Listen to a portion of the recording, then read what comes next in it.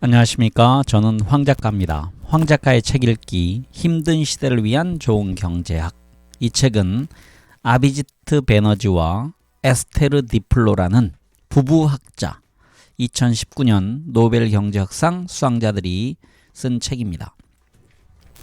우리는 다섯 번째 지금 경제 성장률 부분에 관련돼서 읽고 있습니다. 그 다섯 번째 장을요, 제가 네 개로 나눠 읽는데 그 중에 오늘은 두 번째 시간입니다.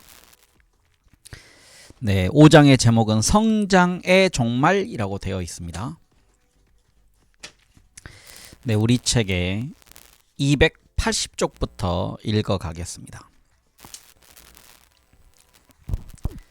나에게 지렛대를 달라. 가난한 나라들 상당수가 성장하지 않고 있다는 현실과 솔로우의 모델이 장기 성장에 영향을 미칠 수 있는 방법에 대해 별달리 유용한 이야기를 해주지 못한다는 사실은 경제학자들이 또 다른 이론을 찾는 쪽으로 노력의 방향을 돌리게 했다. 경제학자들은 무엇이 국가의 성장을 촉진할 수 있는가에 대해 무언가 할 수 있는 이야기가 있기를 너무나 간절히 바라고 있었다. 시카고 학파의 반 케인스주의적 거시경제학의 거두이자 우리 시대의 가장 영향력 있는 경제학자 중 한 명이기도 한 로버트 루카스는 1985년에 한 마셜 강연, 참고로 굉장히 많이 인용되는 유명한 강연이기도 한 이 강연에서 그러한 열망을 고백한 바 있다. 루카스는 인도 경제가 인도네시아나 이집트 경제처럼 성장하도록 하기 위해 인도 정부가 취할 수 있는 행동이 있는지, 있다면 그것은 정확히 무엇인지, 없다면 그것을 불가능하게 만드는 인도 특유의 속성은 무엇인지 알고 싶다며, 이러한 질문은 인간의 후생에 미칠 수 있는 결과가 어마어마하기 때문에 일단 이에 대해 생각하기 시작하면 다른 어떤 것도 생각하기 어려워진다고 말했다. 여기에서 루카스는 열망만 말하고 있는 게 아니었다. 그는 경제학자들이 무언가 중요한 것을 놓치고 있으며 인도가 가난한 이유를 숙련과 자본의 희소성만으로 설명할 수 없다는 경제학적 주장도 개진하고 있었다.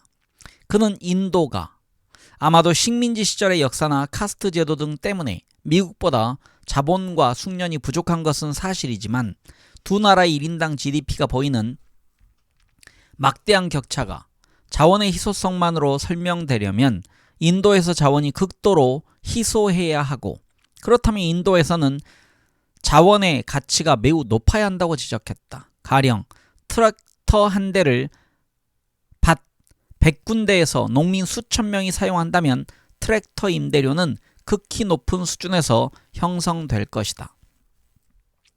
루카스의 계산에 따르면 미국과 인도의 1인당 GDP의 격차가 인도의 자본이 희소하다는 요인만으로 모두 설명된다고 가정할 경우 인도에서 자본 가격, 즉 자원을 소유한 사람이 경제에서 그 자원을 융통할 때 받을 수 있는 대금은 미국에서보다 무려 58배나 높아야 했다. 하지만 그렇다면 왜 미국의 모든 자본이 인도로 가지 않는가? 자본이 미국을 빠져나와 인도로 몰려가고 있지 않다는 것은 명백한 사실이므로 루카스는 실제로 인도의 자본 가격이 그렇게 높지 않을 것이라고 결론 내렸다. 다른 말로 인도에서 자본이 분명히 희소한데도 루카스의 계산이 예측한 것만큼의 높은 수익을 내지 못하고 있다는 사실이 설명되려면 인도에서의 자본 생산성이 내재적으로 미국에서보다 낮아야 했다. 솔로우의 표현을 빌리자면 인도의 총 요소 생산성이 미국보다 훨씬 낮아야 했다. 물론 여기에서 루카스는 시장의 작동을 너무 낙관적으로 보고 있다. 그가 시카고 학파임을 생각하면 놀라운 일도 아니지만 말이다. 오늘날 우리는 경제가 루카스의 과정과 달리 매우 경직적이라는 것을 알고 있다. 경제의 모든 요소가 그렇게 빨리 움직일 수는 없고 미국에서 인도로 자본이 이동하는 것도 그렇게 빨리 이루어질 수 없다.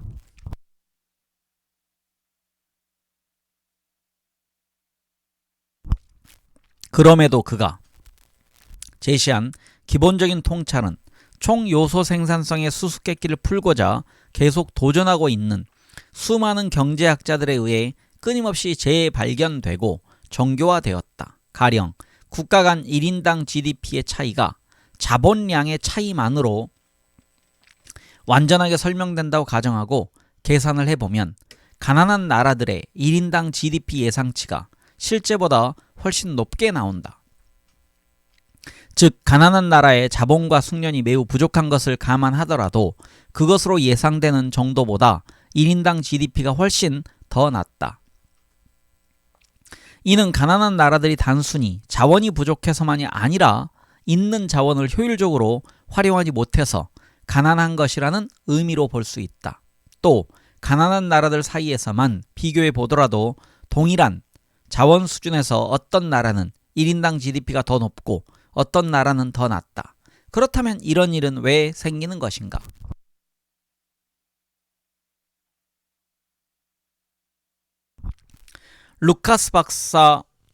루카스의 박사과정 학생이던 폴 로먼은 경제 성장을 설명하는 더 나은 이론이 필요하다는 루카스의 열정적인 호소에 감명받은 수많은 사람 중 한 명이었다. 그런데 솔로우의 모델이 경제학에서 가장 기본적이라 할 만한 두 가지 개념의 토대를 두고 있어서 그것보다 나은 방법을 찾기가 쉽지 않았다. 첫째, 자본가는 더 높은 수익을 위해 투자한다. 수익성이 낮아지면 자본 축적도 낮아진다. 둘째, 경제 전체적으로 자본가들이 자본을 더 많이 축적할수록 추가적인 자본의 생산성은 점점 낮아진다. 경제 내에 그 추가적인 자본을 가지고 일할 노동자가 충분하지 않기 때문이다. 경제학 용어로 이것을 수확체감이라고 부른다. 영어로는요, diminishing returns라고 되어 있습니다. 이 개념은 역사적으로 뿌리가 깊다. 짧은 기간이었지만 프랑스 재무장관을 지내기도 했고 프랑스가 경제적 재앙의 나락으로 떨어지는 것을 막고자 필사적으로 노력했던 그러나 성공하지 못했고 경제적 재앙은 결국 프랑스 혁명으로 이어진 프랑스 경제학자 안느 로베르 자크 튀리고는 일찍이 1767년에 이 현상에 대해 언급한 바 있다. 또한 칼 마르크스는 아예 수학체감을 전제로 삼아 논의를 전개했다. 그가 보기에 이것은 왜 자본주의가 망할 수밖에 없는 운명인지를 설명해주는 핵심 요인이었다. 더욱더 많은 자본을 축적하려는 자본가 계급에 그치지 않는 욕심이 결국 자본의 투자 수익을 바닥까지 떨어뜨리는 자가당착으로 귀결된다는 것이다. 마르크스는 이것을 이윤율 저하 경향의 법칙이라고 불렀는데 그에 따르면 이 때문에 자본 축적에 위기가 발생해 자본주의는 종말을 맞게 된다. 수학체감 개념은 직관적으로도 이해하기 쉽다. 추가로 들여온 기계를 작동할 노동자가 없는데 혹은 추가로 들여온 기계에 필요한 프로그래밍을 담당할 엔지니어가 없거나 추가로 들여온 기계로 만든 추가적인 제품을 판매할 판매원이 없는데 기계를 들여오는 것이 무슨 소용인가? 물론 수학체감 원칙의 반예가 되는 사례도 존재한다. 가령 아마존은 어마어마한 규모 덕분에 비용을 크게 절감할 수 있었다. 아마존의 유명한 물류 시스템은 아마존이 판매하는 막대한 양의 물건들에 대해 지속적인 수요가 없다면 합리적인 시스템이 아니었을 것이고 이런 시스템을 구축하는 데는 어마어마한 자본이 필요하다. 아마존의 규모가 현재의 100분의 1밖에 안 된다면 수익을 내기 어려울 것이다. 실제로 규모가 매우 커지기 전까지 아마존은 수익을 거의 혹은 전혀 내지 못했다. 그러다가 일정 규모에 도달하자 수익이 급증했고 2018년 2분기에는 25억 달러를 기록했다. 솔로우 세대의 경제학자들도 이러한 수학체증이 벌어질 가능성을 알고 있었다. 여기서 이제 수학체증이라는 얘기는 증가한다는 얘기입니다. 그래서 영어로 increasing returns라고 되어 있습니다. 수학체증은 규모가 커질수록 좋다는 것을 설명해야 할 때 경제학자들이 사용하는 개념 중 하나다. 아마존이 현재 누리고 있는 시장 지배적인 위치가 어디에서 기인한 것인지를 설명할 수 있는 개념이기도 하다. 하지만 수학 체증의 명백한 함의 하나는 규모가 가장 큰 기업이 가장 수익이 높기 때문에 경쟁자들을 낮은 가격으로 압박해 시장에서 몰아내기에 가장 유리하다는 것이다. 그러면 시장은 독점으로 귀결되며 온라인 소매 유통 분야에서 실제로 이런 일이 일어났다. 하지만 극소수의 지배적인 기업이 시장을 장악하고 있는 몇몇 업종, 소셜 네트워크, 하드웨어 판매 등이 있긴 해도 또 다른 많은 시장들, 즉 자동차, 의류, 초콜릿 등에는 다수의 기업이 존재한다. 그래서 경제학자들은 수학 체증 개념에 이론적으로 너무 크게 의존하는 것을 되도록 피하려 했다. 로머 역시 개별 기업들은 여전히 수학 체감의 법칙을 적용받는다는 개념을 고수했다. 그가 제시한 새로운 통찰은 솔로우 효과를 상쇄하기 위해서는 경제 전체적으로 자본량이 증가할 때 전체 자본의 생산성이 더 높아진다는 가정만으로 충분하다는 것이었다. 여기서 솔로우 효과는 경제 전체적으로 자본량이 증가할 때 수학 체감이 발생한다라는 것입니다. 그는 개별 기업들은 모두 수학 체감 법칙의 적용을 받더라도, 즉 어느 업종에서도 시장을 혼자 장악하는 거대 독점 기업이 출현하지 않더라도 이 개념, 즉 경제 전체적인 수학 체증이 여전히 성립할 수 있다고 생각했다. 이것이 어떻게 가능한지를 설명하기 위해 로머는 이를테면 오늘날의 실리콘밸리 같은 곳에서 새로운 아이디어가 생산되는 메커니즘에 주목할 것을 제안했다. 실리콘밸리 자체를 언급한 것은 아니다. 그의 논문이 나온 것은 실리콘밸리가 오늘날 같은 상징적인 지위에 오르기 전이다. 실리콘밸리의 기업들은 솔로우의 세계에 있는 기업들과 매우 비슷하지만 한 가지 면에서 중요한 차이가 있다. 실리콘밸리 기업들은 통상 우리가 자본이라고 생각하는 것, 즉 기계나 건물 등보다는 경제학자들이 인적 자본이라고 부르는 것, 즉 특화된 전문성에 더 크게 의존한다. 실리콘밸리의 많은 기업은 시장화시킬 수 있는 뛰어난 아이디어를 얻을 수 있기를 바라면서 똑똑한 사람들에게 투자를 하고 때로 정말로 그런 일이 일어난다. 기업의 수학 체감을 일으키는 일반적인 요인들은 실리콘밸리 기업에서도 마찬가지로 작동한다. 가령 괴짜 같은 천재가 너무 많은데 현금을 관리하고 업무 시간에 게임을 너무 많이 하지 않도록 관리하는 등의 지원 업무를 할 사람이 부족하다면 회사가 돌아가지 않을 것이다. 로머는 실리콘밸리 기업들과 솔로우 세계의 기업들 사이에 차이를 가져오는 요인은 실리콘밸리의 전반적인 환경에 있다고 주장했다. 실리콘밸리 사람들은 카페나 바, 파티장이나 대중교통 등 모든 곳에서 아이디어를 들을 수 있다. 심지어 굳이 들으려 안 해도 들린다. 평생 만날 일이 없을 모르는 사람이 이야기한 희한한 아이디어가 당신에게 새로운 아이디어를 촉발한다.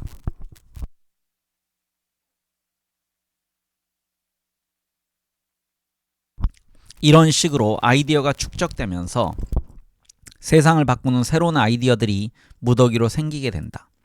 여기에서 중요한 것은 단지 당신의 회사에서 함께 일하는 똑똑한 사람이 얼마나 많은지만이 아니다. 경쟁사에 아니면 더 폭넓게 실리콘밸리 전체에 똑똑한 사람이 얼마나 많은지도 중요하다. 로머의 이론으로 설명해 보자면 실리콘밸리는 아이디어의 교차 수분이 가능한 환경에 세상에서 가장 뛰어난 사람들이 모이게 할 수 있었던 덕분에 지금의 위치에 오를 수 있었다. 여기에서 수학 체증은 개별 기업 수준이 아니라 산업 전체, 도시 전체 또는 지역 전체의 수준에서 발생한다. 개별 기업은 모두 수학 체감의 법칙에 직면해 있다고 해도 실리콘밸리 전체에 고도의 전문성과 숙련을 갖춘 똑똑한 사람이 2배로 많아지면 모두가 더 생산적이 될 수 있다. 로머는 성공한 모든 산업도시에서 이와 같은 동학이 존재한다고 주장했다. 18세기 중반에 맨체스터 금융 혁신기의 뉴욕과 런던, 오늘날의 중국 선전이나 캘리포니아 베이 에어리어 등 모두에서 토지와 노동의 희소성이 유발하는 수학 체감이 고숙련 인력들이 서로 지식과 영감을 주고받는 과정에서 발생하는 새로운 아이디어와 막대한 활력으로 상쇄되었다는 것이다. 여기서 토지와 노동의 희소성에 대한 설명이 있습니다. 부분적으로 노동이 희소해지는 이유는 토지가 희소해서 집값이 너무 비싸기 때문이다 라고 되어 있습니다. 그에 따르면 이는 다시 고숙련 인력들이 한층 더 이곳에 모여들게 하며 이러한 과정을 통해 높은 성장률이 영속적으로 지속될 수 있다. 솔로 모델이 상정한 외생적으로 주어지는 생산성 향상이라는 신비로운 요인의 도움이 없더라도 말이다. 개별 기업 단위에서의 수학 체감이 경제 전체 단위에서 상쇄될 수 있다는 것을 받아들이면 자본이 왜 미국에서 인도로 흘러가지 않는지도 설명이 된다.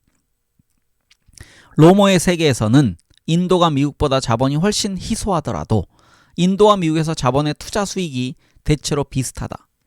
솔로 모델에서는 표준적인 수학 체감의 법칙이 가난한 나라, 즉 자본이 희소한 나라인 인도에 유리하게 작용했지만 로모의 모델에서는 이 유리한 점이 부유한 나라가 갖고 있는 아이디어의 빠른 생산과 유통이라는 강점으로 상쇄된다. 자, 그렇다면 이제 우리가 풀어야 할 질문은 이것이 사고 실험을 통한 하나의 영리한 가설에 불과한 것인지, 즉 그러니까 경제학자들이 자기들끼리 이야기하는 꽤 안심되는 하나의 스토리에 불과한 것인지, 아니면 로모가 강조한 요인들이 정말로 현실에서 경제에 영향을 미치고 있는지이다. 네, 다음 소제목은 성장에 대한 스토리들입니다.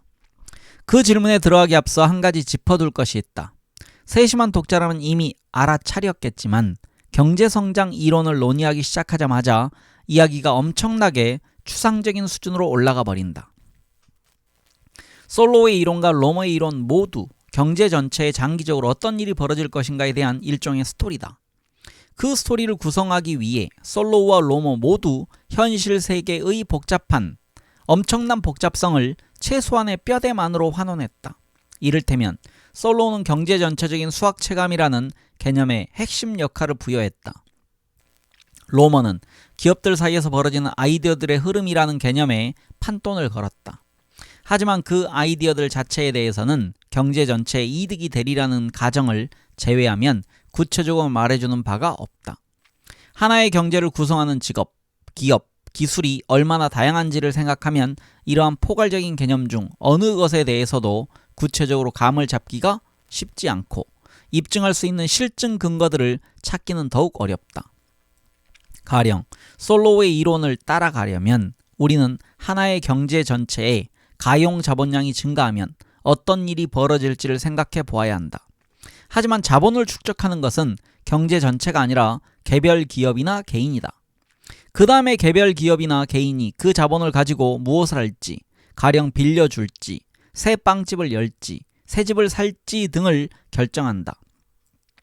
각각의 결정은 많은 변화를 일으킨다. 집값이 올라갈 수도 있고 빵값이 내려갈 수도 있고 유능한 제빵사를 구하기가 어려워질 수도 있다.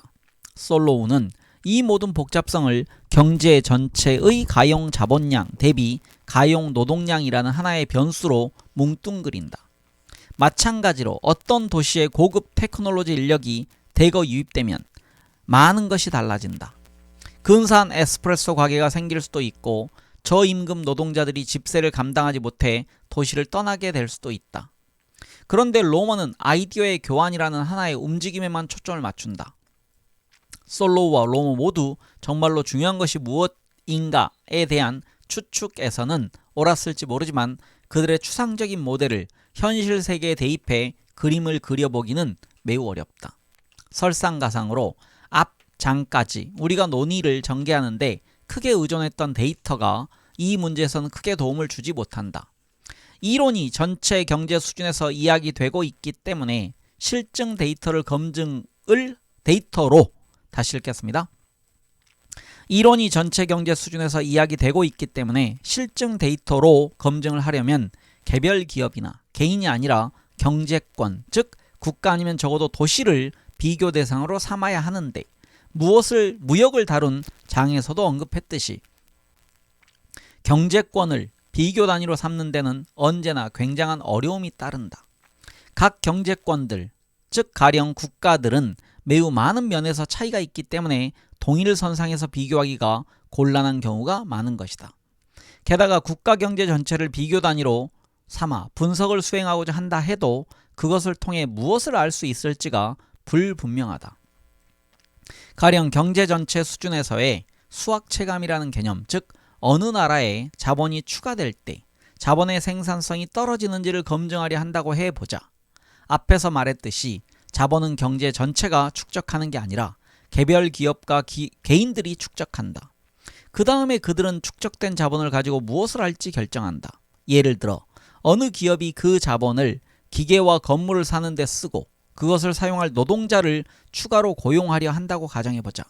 그러면 노동시장에서 경쟁, 즉 노동자를 구하려는 경쟁이 증가하고 결국 기업은 원하는 정도보다 적은 수의 노동자를 고용하게 되며 이는 자본의 생산성을 낮추는 요인이 된다. 이것이 솔로우가 상정한 메커니즘이다. 자, 그럼 이제 우리가 현실에서 자본이 유입되면서 자본의 생산성이 낮아진 현상을 관찰했다고 해보자. 이것이 솔로우가 상정한 메커니즘 때문에 발생한 것이라고 어떻게 확신할 수 있는가? 자본이 엉뚱한 곳, 비생산적인 곳에 투자되었을 수도 있지 않은가? 혹은 투자가 아예 안 되었을 수도 있지 않은가? 솔로우는 자본의 증가가 자본의 한계 생산성을 낮춘다고 보았지만 잘못 투자되어서, 그렇지 적절하게만 투자되었다면 추가적인 자본의 투자 수익이 사실은 증가했을 수도 있지 않을까? 그뿐 아니라 성장 이론이 장기 변화를 이야기한다는 점도 현실에서의 검증을 어렵게 만든다. 솔로우의 세계에서는 장기적으로 성장이 둔화하고 로머의 세계에서는 그렇지 않다. 그런데 얼마나 길어야 장기인가? 성장의 둔화가 관찰될 정도의 시간이면 장기인가? 아니면 그것도 여전히 단기의 일시적인 교란이고 장기적으로는 회복될 것이라고 보아야 하는가? 이 장에서 경제 성장과 관련한 여러 이론들을 가장 탄탄한 실증 근거들과 맞추어 보고자 최선을 다해 보겠지만 결국 명쾌한 답이 되기는 어려울 것이다. 이미 언급했듯이 성장은 측정하기 어렵고 무엇이 성장을 추동하는지를 알아내기는 그보다 더 어렵다. 따라서 성장을 촉진할 수 있는 정책이 무엇인지를 알아내는 것도 어렵다. 이런 점을 염두에 두고서 우리는 경제학자들이 이제 성장을 논하는 것에 대한 집착을 버려야 할 때가 되었다고 주장하려 한다. 부유한 나라들의 경우 우리 경제학자들이 유용한 답을 제시할 수 있는 가장 중요한 질문은 어떻게 이 나라들을 더 부유하게 만들 것인가가 아니라 평범한 시민들의 삶의 질을 어떻게 높일 것인가여야 한다.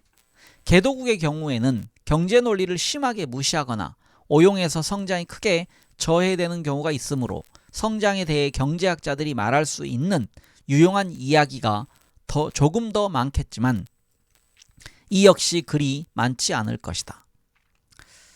네, 다음 소제목은 100만 달러짜리 공장입니다. 로머가 제시한 행복한 스토리의 핵심에는 스필오버라는 개념이 있다. 숙련된 기술과 역량이 서로를 발판 삼아 발달해 나가면서 고도로 숙련된 전문 인력이 한데 모여 전체적으로 커다란 변화를 만들어낸다는 것이다. 분명히 이것은 실리콘밸리 사람들이 굳게 믿고 있는 바일 것이다. 캘리포니아 주에는 실리콘밸리보다 아름답고 집값도 싼 곳이 많이 있다. 그런데도 기업들은 꼭 실리콘밸리에 입지하고 싶어한다. 다른 주와 도시들, 미국과 해외 모두에서 다른 주와 도시들은 막대한 보조금을 주겠다고 약속하면서 기업들을 유치하기 위해 갖은 애를 쓴다. 2017년 9월에 위스콘신주는 100억 달러 규모의 LDC 공장 투자를 유치하기 위해 폭스콘에 적어도 30억 달러의 재정적 혜택을 제공했다. 이것은 폭스콘이 창출하겠다고 약속한 일자리 하나당 20만 달러에 해당한다. 마찬가지로 파나소닉은 북미 본부를 뉴저지주 뉴와크로 옮기면서 1억 달러 이상의 혜택을 받았고 이는 일자리 하나당 12만 5천 달러 꼴이다. 일렉트로룩스는 테네시주 멤피스에 새로운 공장을 짓는데 1억 8천만 달러의 조세 감면을 받았다. 이는 일자리 하나당 15만 달러 꼴이다.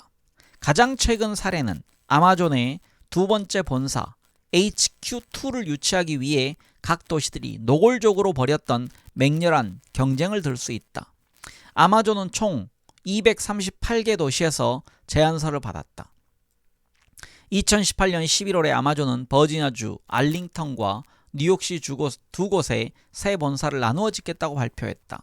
이 238개 도시, 즉 뉴욕이 철회하기로 결정할 경우에는 237개 도시는 스필오버 효과를 분명히 믿고 있었을 것이다.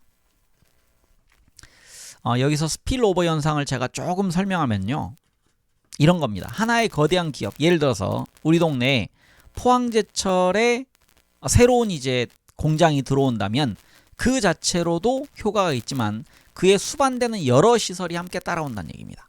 그러니까 예를 들면 그 직원들이 놀기 위한 당구장도 생길 수 있고요, 노래방도 생길 수 있고요, 또 그 노동자들을 따라온 학생들을 위한 학원, 그 다음에 학교, 기타 등등의 이런 여러 효과들이 함께 부수적으로 따라온다는 얘기입니다. 아마존도 그렇다.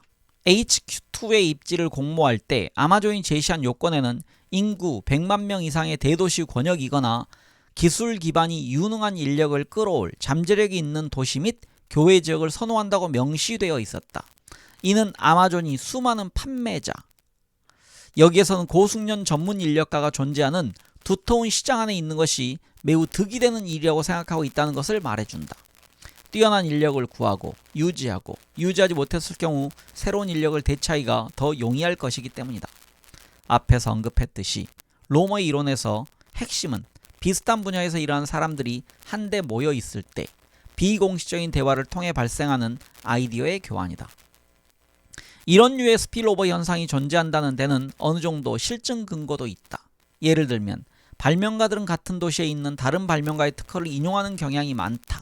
그 발명가, 즉 같은 도시에 있는 다른 발명가가 무엇을 개발했는지를 알고 있을 가능성이 더 크기 때문이다.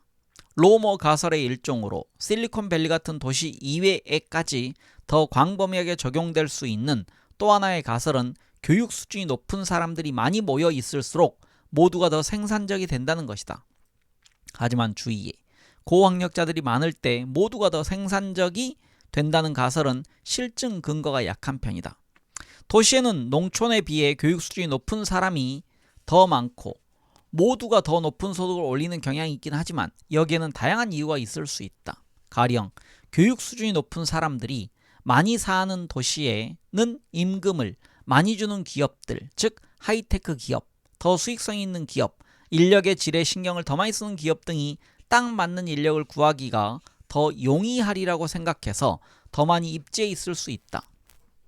위의 가설을 입증하려면 어느 도시에서 다른 모든 조건, 즉 정책, 투자 등은 달라지지 않은 상태로 거주민들의 교육 수준만 상당히 오른 사례를 찾아야 하는데 이것은 쉽지 않다. 하지만 도시에 큰 투자가 이루어졌을 경우에 도시 전체적으로 상당한 이득이 발생한다는 데는 꽤 명백한 실증 증거가 있다. 직업의 지리학의 저자 마이클 그린스톤, 린 홈백, 엔리코 모레티는 도시가 양질의 공장이나 기업, 가령 아마존의 HQ2를 유치할 때도 도시 전체 수준에서 실제로 이득이 발생하는지를 알아보고자 했다. 참고로 이 책에서 그들은 도시는 성장하는데 농촌은 그렇지 못한 이유가 스필오버라고 주장했다라고 되어 있습니다. 이를 위해 기업 유치 경쟁에서 최종적으로 승리한 곳을 차점자로 아슬아슬하게 떨어진 곳과 비교해 보았다. 그 결과 승리한 카운티에서 기존 공장들의 총 요소 생산성이 크게 증가한 것으로 나타났다. 막대한 스필오버 효과가 존재한다는 가설과 부합하는 결과다. 새 기업이 유치된 지 5년 후에 그곳에 있던 기존 공장들의 총 요소 생산성이 새 기업 유치에 아슬아슬하게 실패한 도시의 공장들보다 평균적으로 12% 더 높았다. 이는 새 기업 유치에 성공한 도시에 연간 4억 3천만 달러의 소득이 생겼다는 의미이고 임금과 고용이 모두 증가했다. 이를 쉽게 얘기하면 새로운 큰 공장이, 큰 기업이 들어오면 기존에 있는 업체들에게 유익해진다는 얘기입니다. 어느 도시나 어느 주가 새 공장이나 기업을 유치하기 위해 평균적으로 얼마를 들였는지는 알기 어렵지만 몇몇 알려진 사례가 있긴 하다. 예를 들면 BMW 새 공장의 입지는 사우스 캐롤라이나주의 그린빌, 스파르탄버그로 낙점되었고 차점자는 네브라스카주의 오마하였으며 BMW가 제공받은 재정적 혜택은 1억 1,500만 달러였다. 만약 그린빌, 스파르탄버그가 평균 12%의 이득을 얻는다면 무척 괜찮은 투자인 셈이다. 이것은 뉴욕시가 아마존에 HQ2를 유치하기 위해 아마존에 보조금을 제공해야 한다고 주장했을 때 제시한 논거이기도 하다. 즉, 그만한 투자 가치가 있다는 것이다. 재정적 혜택을 주는 것 외에 기업을 끌어올 수 있는 또 다른 방법은 인프라를 짓는 것이다. 1930년부터 1960년에 테네시강 유역 공동개발, 즉 TVA가 테네시주 및 인접주들을 위해 고속도로, 댐, 수력발전소 등을 짓는데 막대한 공공자금을 사용한 것이 그런 사례다. 인프라가 기업들을 끌어들이면 그 기업들이 또 다른 기업들을 끌어들이는 식으로 선순환이 이루어지리라는 논리에서였다. 회의적인 목소리도 없지 않았다. 일례로 20세기 미국에서 가장 영향력 있는 도시학자 중 한 명인 제인 제이콥스는 1984년에 왜 TVA는 실패했는가? 라는 글을 쓰기도 했다. 하지만 TVA는 실패하지 않았다. 엔리코 모레티와 패트릭 클라인은 TVA 해당 지역들을 원래는 그와 동일한 유형의 투자를 받기로 되어 있었으나 여러 정치적인 이유로 투자가 이루어지지 못했던 다른 지역 6곳과 비교해 보았다. 그 결과 1930년부터 1960년에 TVA 사업이 진행되었던 카운티들이 농업과 제조업 모두에서 고용상의 이득이 더 컸다. 1960년에 TVA에 들어오는 외부 자금이 끊기면서 농업 분야에서 이득은 사라졌지만 제조업 분야에서 이득은 계속 이어졌고 2000년까지 계속해서 더 강화되었다. 이것은 스필오버 효과가 농업보다는 제조업에 더 중요하다는 일반적인 견해와 부합한다. 그리고 스필오버 효과의 규모도 상당히 컸다. 모레티와 클라인은 장기적으로 TVA가 해당 지역에 일으킨 소득 측면의 이득이 거기에 들어간 비용보다 65억 달러나 많을 것이라고 추산했다. 그렇다면 이것이 국가가 지역적인 개발을 아마도 여러 곳에서 동시에 촉진하면 영속적인 고속성장의 조건을 창출할 수 있으리라는 의미일까? 꼭 그렇지는 않다. 첫째, 첫 투자에서 기업들이 이득을 얻는 것만으로는 충분하지 않다. 기업들은 성장을 둔화시키는 여러 제반 요인, 즉 토지, 노동, 숙련의 부족을 극복할 수 있을 만큼 충분한 이득을 얻어야 한다. 모레티는 현재의 고용에서 10%가 변화하면 이것이 미래의 고용에서 2%의 변화를 유발할 수 있을 것이라고 추산했는데 이 정도의 효과는 장기적으로 성장을 지속시키기에는 부족하다. 따라서 초기의 성장률은 곧 수그러들게 될 것이다. 둘째, 한 지역의 성장은 국가 전체의 성장과 다르다. 한 지역의 성장이 다른 지역에서 자본, 숙련, 노동을 빼내서 다른 지역의 성장을 잠식해가면서 이루어지는 것일 수도 있기 때문이다. 아마존 입지한 도시는 성장하겠지만 다른 도시들의 피해를 유발하게 될 수 있다. 모레티와 클라인은 이 두 효과가 서로 상쇄되어서 국가 수준에서의 성장에는 사실 그리 영향을 미치지 못할 것이라고 추산했다. 모레티는 이러한 근거들을 종합해 볼 때 지역적인 발전이 성장의 종말, 시나리오를 피하거나 극복하는 데 기여할 지렛대 역할을 할 가능성은 적어 보인다고 결론지었다. 지나치게 비관적인 결론일지는 모르지만 분명히 귀담아 들을 가치가 있는 경고다.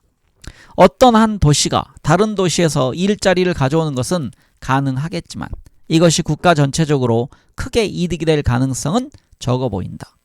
다른 나라들의 비용을 유발하면서 성장하는 것이 가능한 매우 작은 국가, 가령 도시국가인 싱가포르라면 모르지만 말이다. 네, 다음 소제목은 차터시티입니다. 그러나 위와 같은 실증 근거가 주로 미국과 유럽에서 나왔다는 점을 짚고 넘어갈 필요가 있다. 개도국은 이와 상당히 다를 수 있기 때문이다. 개도국에서는 양질의 인프라가 소수의 도시에만 집중되어 있으므로 더 많은 양질의 도시를 건설하고 기존에 있던 소수의 거대 도시들을 더 살기 좋은 환경이 되게 만드는 것이 국가 전체적으로 경제 성장을 촉진할 수 있을지도 모른다. 이것은 세계은행이 정책 초점으로 삼고 있는 바이기도 하다. 예를 들어 세계은행은 2016년에 인도의 도시화에 대한 보고서에서 이곳의 도시화 과정이 맹렬한 수평적 확장과 슬럼 거주 환경이 지배적인 엉망진창이고 숨겨진 형태를 띠고 있음을 강조해서 지적했다. 인도의 도시는 양질의 고층 건물들을 통해 수직으로 성장하기보다는 행정구역상의 경계를 넘어 수평으로 무질서하게 퍼져나간다. 남아시아 전체적으로 1억 3천만 명이 비공식 거주지에 살고 있다. 1억 3천만 명은 멕시코 전체 인구보다 많다. 일터와 주거지 사이의 거리가 멀고 교통은 상상을 초월할 정도로 혼잡하며 오염도 매우 심각하다. 이것은 뛰어난 사람들을 끌어들이기에 좋은 여건이 아니다. 또한 이는 도시가 생산과 교육의 장소로서 기능할 수 있는 역량도 제약한다. 이러한 국가에서는 도시 환경을 더 잘 정비하면 국가 내의 다른 곳에서 성장을 잠식하지 않으면서 완전히 새로운 성장의 기회를 일으킬 수 있을지 모른다. 오랫동안 로머 본인도 제3세계 도시들에 초점을 두어 왔고 현재도 이 도시들이 그의 연구에서 우선순위다. 즉 로머는 세계은행 수석 경제학자로 짧은 기간 일하기도 했는데 그전에도 제3세계 도시들을 연구했다. 그는 제3세계 국가들이 도시를 창조적인 사람들이 몰려와 머물고 싶어하는 곳, 교차 수분을 통해 새로운 아이디어들이 생겨나는 곳, 기업 친화적이면서 살기 좋은 곳이 되기를 바란다. 중국 도시 선전에서 교통체증과 오염을 뺀 버전의 도시를 생각해보면 될 것 같다. 학계에서 성공한 경제학자 치고 이례적으로 로머는 자신의 이론이 시사하는 비전을 현실에서 실천하기 위해 비영리 싱크탱크를 만들었다. 제3세계의 차터시티들을 만든다는 것이 그의 계획이었다. 차터시티는 외부 압력으로부터 잘 보호된 일종의 거대 계획도시로 해당 국가에서 마치 섬처럼 그 국가의 규제를 벗어나 로머의 규칙에 따라 운영된다. 이를 위해 해당 국가 정부와 합의를 맺고 제3국 정부, 즉 선진국 정부가 차터시티에 로머의 규칙이 집행되도록 감독하는 역할을 맡는다. 로머는 전 세계에 100만 명 이상 규모의 차터시티가 수백 곳 생겨나기를 바라고 있다. 현재까지 차터시티 계약을 한 정부는 온두라스 정부 하나뿐이다. 온두라스는 고용 및 경제개발 특별구역을 많게는 20개까지 세울 예정이다. 안타깝게도 겉으로는 고용 및 경제개발 특별구역이 로머의 개념에서 영감을 얻은 것이라고 말하긴 하지만 온두라스 정부가 실제로 그리는 비전은 예전 유나이티드 프루트 컴퍼니 같은 미국 다국적 기업들이 남미에서 운영했던 바나나 플랜테이션 마을에 더 가까워 보인다. 지난 세기 초반에 많이 존재했던 이러한 플랜테이션 마을에서는 기업이 곧 법이었다. 온두라스 정부는 제3국 정부의 감독을 받아야 한다는 규정을 없앰으로써 처음부터 로머의 구상에서 이탈했다. 온두라스 정부는 로머의 개념이나 조언보다는 로머의 이름값에 더 관심이 있었던 것 같다. 온두라스가 고용 및 경제개발 특별구역 개발을 위해 규제를 완전히 벗어난 자본주의를 지향하는 미국 기업과 계약했을 때 로머는 손을 뗐다. 이 사례는 국내의 정치적 요인들, 즉 차터, 즉 계약 문서를 통해 몰아내고자 했던 바로 그 요인들이 다시 돌아와 역습을 가할 수 있다는 매우 현실적인 이유 때문에 개도국에서 차터 시티들이 지속적인 성장을 이끌 핵심 요인이 되기는 어려우리라는 것을 시사한다. 제가 비슷한 예를 들을까요? 이제 북한에서 무슨 그 자유무역지대 비슷한 무슨 경제특구를 만들었습니다. 그런 시도도 지금의 일종의 차터 시티처럼 보입니다. 그 국가 내의 영토에 존재하지만 그 도시를 지배하는 것은 다른 자본주의적 룰 혹은 어떤 경제학자들이 꿈꾸는 룰대로 해본다. 하지만 북한은 그런 시도가 지금 좌절됐었습니다. 네, 이어갑니다. 다음 소제목은 창조적 파괴입니다. 이제까지의 내용을 요약하면 지역적인 스필오버 효과는 실제로 존재하는 것으로 보인다.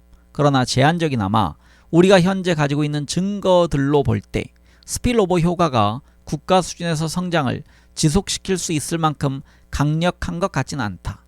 아마도 이를 예상해서인지 로머는 두 번째 스토리도 가지고 있었다. 이 스토리에서는 생산적인 테크놀로지로 전환될 수 있는 아이디어를 발달시키는 기업들이 성장을 추동한다. 여기에서 로머는 테크놀로지의 지속적인 향상을 가능하게 해주는 요인을 제시하고 있다. 그리고 그 요인은 혁신 친화적인 정책을 가진 나라에서 테크놀로지의 지속적인 향상이 더욱더 크게 일어날 수 있음을 설명하는 요인이기도 하다. 따라서 솔로우의 세계에서와 달리 로머의 모델에서 기술 진보는 더 이상 우리가 영향을 미칠 수 없는 외부의 신비로운 요인이 아니다. 지속적인 혁신과 제약 없는 성장이 가능한 모델을 만들기 위해 로머는 모든 공학자와 과학자라면 잘 알고 있을 한 가지 사실을 상쇄할 수 있는 요인이 필요했다. 기존에 발명되어 있는 것이 많을수록 독창적인 아이디어를 새로 찾아내기가 어렵다는 사실 말이다. 이것을 상쇄하기 위해 로머는 누군가가 일단 새로운 아이디어를 생산하면 다른 이들이 그 아이디어를 자신의 아이디어를 짓기 위한 원재료로 자유롭게 사용할 수 있다고 가정했다. 즉, 지식의 스필오버가 발생한다고 가정한 것이다. 과거의 아이디어들을 토대로 새 아이디어를 지을 수 있다면 새로운 발명가는 거인의 어깨 위에 서 있는 이점을 누릴 수 있다. 새로운 것을 맨 처음부터 만들 필요 없이 이전의 발명들을 수정하거나 고치면 되는 것이다. 로머는 이런 식으로 성장이 수그러들지 않고 높은 수준에서 지속될 것이라고 보았다. 악명 높은 온두라스의 국내 정치 요인으로부터 자신의 차터시티를 완전히 보호할 수 있으리라 믿었다는 데서도 알 수 있듯이 로머는 진정한 낙관주의자다. 혁신 과정에 대한 그의 비전도 만만치 않게 낙관적이다. 로머의 세계에서 새로운 아이디어는 여름날 미풍에 실려오는 장미 향기처럼 자연스럽게 퍼져나간다. 하지만 현실 세계에서 새로운 아이디어가 생산되는 과정은 훨씬 더 힘겹고 충돌과 알력도 많다. 시장화로 이어질 수 있는 아이디어를 많이 생산하는 행위자는 기업인데 기업은 자신의 아이디어에 대해 배타적인 소유권을 유지하고 싶어한다. 가령 제약회사나 소프트웨어 기업들은 자사가 개발한 아이디어에 대해 배타적인 통제력을 획득하고 유지하기 위해 때로는 합법적이지 않은 수단까지 동원하면서 갖은 노력을 기울인다. 오늘날 산업 스파이는 꽤 비중 있는 글로벌 산업이며 산업 스파이를 저지하기 위한 특허법 분야도 비중 있는 글로벌 산업이다. 물론 필립 아기온과 피터 호이트의 유명한 논문에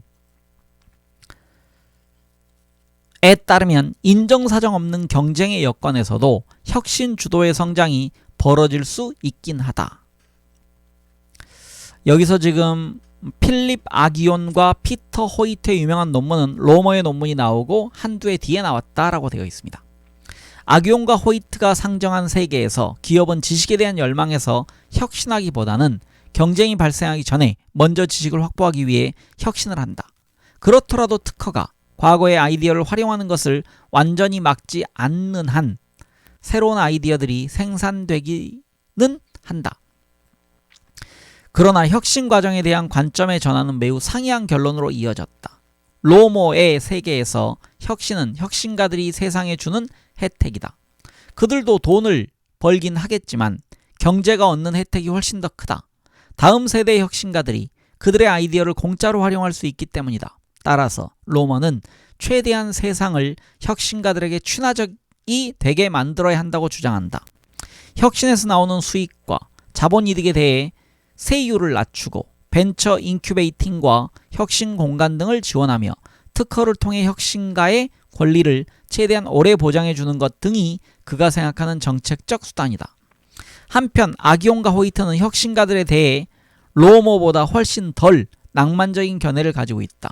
흥미롭게도 아기온은 혁신 과정을 가까이에서 지켜볼 기회를 가질 수 있었던 몇 안 되는 경제학자 중 하나다.